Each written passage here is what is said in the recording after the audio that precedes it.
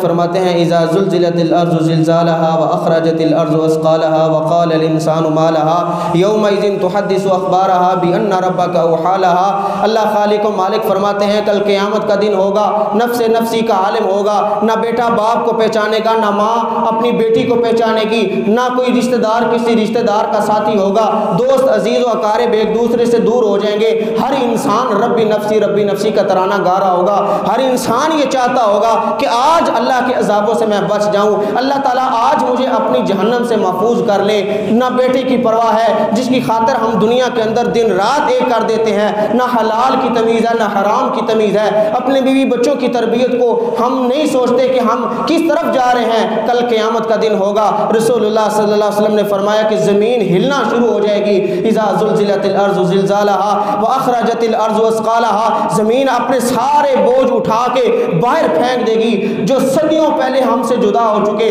وہ سارے اٹھ کے کھڑے ہو جائیں گے۔ وقال الانسان ما لها، انسان کہے گا کہ آج زمین کو کیا ہو گیا ہے، ہم تو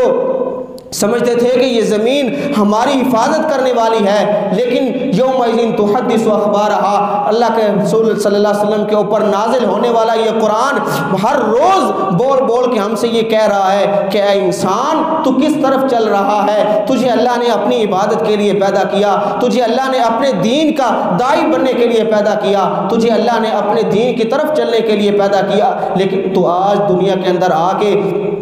اللہ کی ان تمام نعمتوں کے باوجود تو نے اللہ کی قدر نہیں کی۔ یومئذ تحدث اخبارها، زمین کا وہ ٹکڑا بول کے گواہی دے گا جہاں کھڑے ہو کے حضرت انسان دھڑلے سے گناہ کرتا ہے۔